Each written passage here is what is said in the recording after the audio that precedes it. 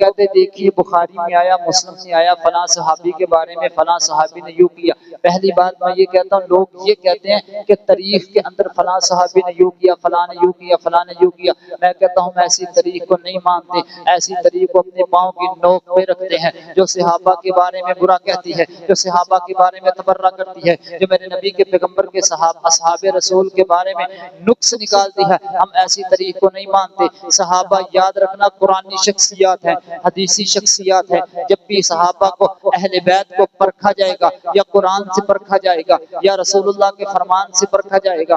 Time بڑا کم ہے، قرآن بڑا پڑا ہے، صحابہ کی تعریف پہ، اہل بیت کی تعریف پہ قرآن بڑا پڑا ہے۔ اور جو لوگ عیب نکالتے ہیں نا، بخاری کو پیش کرتے ہیں، مسلم کو پیش کرتے ہیں، اور میرا نوجوان ان کے وسوسوں میں آ کر کے، ان کی باتوں میں آ کر کے صحابہ پر تبرہ کرنے لگ جاتا ہے، دین کو مشکوک کرنے لگ جاتا ہے۔ پہلے بات کو سمجھ لینا، جو صحابہ کو ٹارگٹ بناتے ہیں، ہدف بناتے ہیں، اللہ کی قسم وہ دین اسلام کی بنیادوں کو اکھاڑنا چاہتے ہیں، کیونکہ دین اسلام کھڑا ہے، یہ ایمان دین اسلام کھڑا ہے، نماز پہ کھڑا ہے، قرآن پہ کھڑا ہے، احادیث مبارکہ پہ کھڑا ہے۔ یہ سارا کچھ ہم تک پہنچانے والے صحابہ کرام ہیں۔ اگر انہی کے ایمان میں شک کر لیا جائے، پھر تو قرآن پہ شک ہوگا، پھر تو حدیث رسول پہ شک ہوگا، دین اسلام پہ شک ہوگا۔ وہ مشکوک بندے، بے ایمان بندے، نعوذ باللہ، کیسے ہم تک یہ سارا کچھ ویسے من و ان وہی پہنچا سکتے ہیں اگر انہی کے بارے میں شک کر لیا جائے۔ لہٰذا وہ صحابہ پر جو بھی شک کرے گا، دین اسلام پر شک ہوگا، اہل بیت پر جو تبرہ کرے گا، دین اسلام پہ تبرہ ہوگی۔ تو لوگ یہ حدیث پیش کرتے ہیں، دشمنان صحابہ یہ حدیث پیش کرتے ہیں، بخاری میں آیا ہے، رسول اللہ صلی اللہ علیہ وسلم نے فرمایا، 7 نمبرنگ بھی دی جاتی ہے، انٹرنیشنل نمبرنگ بھی بتایا جاتا ہے، 2812 2812 حضرت عمار بن یاسر رضی اللہ تعالی عنہ کو قتل کیا۔ حضرت ابو سعید خدری رضی اللہ تعالی عنہ کے حوالہ سے ایک حدیث پیش کی جاتی ہے، حدیث کو غور سے سنیے گا اور فیصلہ کیجئے گا۔ حضرت اکرمہ تابعی ہیں، وہ بیان کرتے ہیں، مجھے اور عبداللہ بن عباس نے اپنے بیٹے کو بھیجا، جاؤ جا کر کے ابو سعید خدری رضی اللہ تعالی عنہ سے حدیث سنو جا کر کے۔ انہوں نے کہا ہم ابو سعید کے پاس جاتے ہیں، حضرت ابو سعید اپنے باغ میں موجود ہے، پانی لگا رہے ہیں، انہوں نے ہمیں دیکھ کر ہمارے پاس آئے، ہمارے پاس بیٹھ جاتے ہیں۔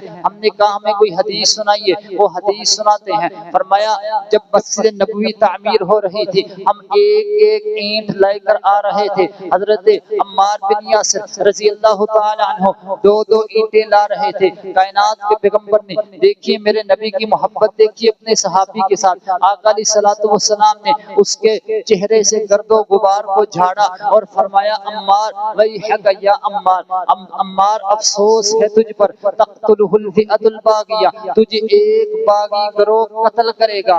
وہ باغی گروہ کون سا ہوگا؟ تدعون الی الجنہ، تو اسے جنت کی طرف بلائے گا، ویدعون الی النار، وہ تجھے جہنم کی طرف بلائے گا۔ بات کو سنیے گا، 2 باتیں کائنات کے پیغمبر نے فرمائی، فرمایا تقتلہ الفئۃ الباغیہ، باغی گروہ تجھے قتل کرے گا، وہ باغی ہوگا پھر تجھے قتل کرے گا۔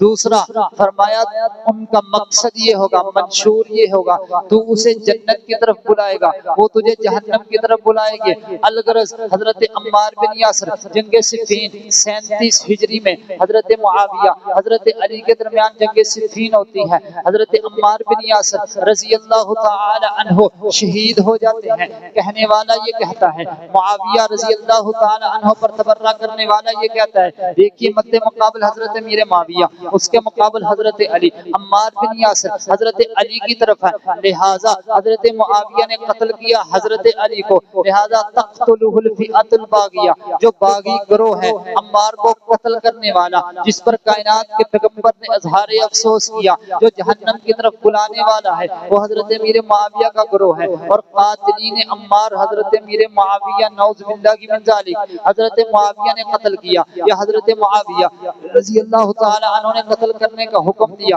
میں کہنا چاہتا ہوں پہلی بات یہ ہے کائنات کے پیغمبر نے فرمایا وہ جو قتل کرے گا وہ باغی گروہ ہوگا. ہمیں یہ تلاش کرنا ہے آیا کہ حضرت امیر معاویہ پہلے باغی تھے یا بعد میں باغی بنے, یہ تلاش کرنا ہوگا. حضرت امیر معاویہ نے بغاوت کب شروع کی یا حضرت امیر معاویہ باغی کب بنے تھے؟ حضرت امیر معاویہ پہلے تو باغی نہیں تھے, مسلمان تھے, کلمہ پڑھنے والے تھے, دین اسلام کو ماننے والے تھے. بغاوت تو انہوں نے نہیں کی, بغاوت تو انہوں نے کی جنہوں نے حضرت عثمان کو قتل کیا. دوسری بات, حضرت رسول اللہ نے فرمایا کہ وہ عمار کو جہنم کی طرف بلائیں گے, عمار انہیں جنت کی طرف بلائے گا. میں پوچھنا چاہتا ہوں جو بندہ جہنم کی طرف بلاتے بلاتے بلاتے اس دنیا سے چلا جاتا ہے وہ کہاں جاتا ہے؟ جہنم میں جاتا ہے. ایک بندہ ہے اس کا منشور یہ ہے, اس کا مقصد یہ ہے لوگوں کو جہنم کی طرف بلا رہا ہے. اب بلاتے بلاتے بلاتے وہ فوت ہو جاتا ہے, اس دنیا سے چلا جاتا ہے. یقینی بات ہے جہنم میں بلانے والا جہنم کی طرف جائے گا. لیکن کھولیے مصنف ابن ابی شیبہ, حضرت علی المرتضیٰ جنہیں مولا علی کہتے ہو علیہ رضی اللہ تعالی عنہ, وہ فرماتے ہیں قتلانا وقتلاہم فی الجنہ, ہمارے مقتولین حضرت معاویہ رضی اللہ تعالی عنہ کے مقتولین دونوں جنتی ہے. میں پوچھنا چاہتا ہوں اگر حضرت علی کہیں ان کے مقتولین بھی جنتی, ان ہمارے مقتولین بھی جنتی, کیا حضرت علی رضی اللہ تعالی عنہ اس بندے کو جنتی کہہ رہے ہیں جو جہنم کی طرف بلانے والا ہے, اس گروہ کو جنتی کہہ رہے ہیں جو جہنم کی طرف بلانے والا؟ بابا نانا یہاں پہ غلطی ہوئی ہے. نہ حضرت امیر معاویہ رضی اللہ تعالی عنہ نے حضرت عمار کو قتل کیا, نہ ان کے گروہ نے قتل کیا, اور نہ ہی حضرت علی المرتضیٰ رضی اللہ تعالی عنہ ان کو باغی سمجھتے تھے. ایک بات کہ وہ حضرت علی رضی اللہ تعالی عنہ نے کہا کہ یہ ان کے جنتی اور ہمارے جنتی, اس سے بات کلیئر ہو جاتی ہے کہ وہ گروہ جو حضرت رسول اللہ صلی اللہ علیہ وسلم نے فرمایا تھا کہ جہنم کی طرف بلائے گا, وہ گروہ حضرت عمار کو قتل کرے گا. اس بات سے معلوم ہو جاتا ہے حضرت علی کی کہ وہ حضرت امیر معاویہ کا گروہ نہیں. اب آئیے صحیح مسلم کی حدیث ہے, کائنات کے پیغمبر نے فرمایا میری امت کی دو عظیم جماعتیں لڑیں گی. یہاں پر توجہ کرنا, فرمایا دو عظیم جماعتیں لڑیں گی, حضرت امیر معاویہ کی جماعت عظیم جماعت, حضرت علی کی جماعت عظیم جماعت. جیسے رسول اللہ نے حضرت حسن رضی اللہ تعالی عنہ کے بارے میں فرمایا, فرمایا یہ میرا بیٹا حسن ہے, یہ عظیمتین مؤمنتین, دو عظیم اور مومن جماعتوں کے درمیان صلح کرائے گا. دوسری حدیث عظیمتین مسلمتین, دو عظیم مسلمان گروہوں کے درمیان صلح کرائے گا. پھر انہوں نے صلح کروائی, امت نے دیکھا بھی حضرت حسن نے صلح کرائی. لیکن میں کہنا یہ چاہتا ہوں اللہ کے نبی فرما کے گئے وہ عظیم بھی ہوگی, مسلمان بھی ہوگی, عظیم بھی ہوگی, مومن بھی ہوگی. بھلا مومن کب جہنم کی طرف بلانے والا ہے؟ بھلا مومن کب حضرت عمار کا قاتل بن سکتا ہے, کسی صحابی کا قاتل بن سکتا ہے؟ بہرحال حضرت رسول اللہ کی صحیح مسلم میں حدیث فرمایا دو عظیم جماعتیں لڑیں گی, ان میں سے ایک تیسری جماعت نکلے گی, ان دو جماعتوں سے ایک تیسری جماعت نکلے گی. پھر اس نکلنے والی جماعت سے ان دو جماعتوں میں سے وہ ان کے ساتھ قتال کرے گی, لڑائی کرے گی جو ان میں اقرب الی الحق, حق کے زیادہ قریب ہوگی. دنیا نے دیکھا ہمارا یہ عقیدہ ہے, حضرت امیر معاویہ غلطی اجتہادی پر تھے, اللہ ان کو ایک اجر دے خطا اجتہادی کا. کائنات کے پیغمبر نے فرمایا بندہ اجتہاد کرتا ہے درست ہو جاتا ہے, اللہ دو اجر دیتے ہیں, غلط ہو جاتا ہے اللہ ایک اجر دیتے ہیں. حضرت معاویہ ایک اجر کے مستحق ہیں, اور حضرت معاویہ رضی اللہ تعالی عنہ جس کو ایک اجر ملے وہ جہنم کی طرف بلانے والا کیسے ہو سکتا ہے, باغی گروہ کیسے ہو سکتا ہے؟ ہر دنیا نے دیکھا کہ ایک جماعت نکلی ہے, حضرت علی رضی اللہ تعالی عنہ جو حق کے زیادہ قریب تھے بنسبت حضرت معاویہ کی, حق پر زیادہ تھے. پھر 37 ہجری میں جنگ صفین ہوئی, 38 ہجری میں جنگ نہروان کے مقام پہ آ کر کے, جنگ نہروان جسے کہا جاتا ہے خارجیوں سے جو دین اسلام سے نکلنے والے تھے, اور میں ان کی نشانی یہ ہوگی ان کو قرآن پڑھیں گے, اتنا قرآن پڑھیں گے, اتنا قرآن پڑھیں گے تم رشک کرو گے, اتنا قرآن پڑھتے ہیں, اتنا لمبا قیام کریں گے تم رشک کرو گے, اتنا لمبا قیام کرتے ہیں. لیکن ان کا قرآن ان کے حلق سے نیچے نہیں جائے گا.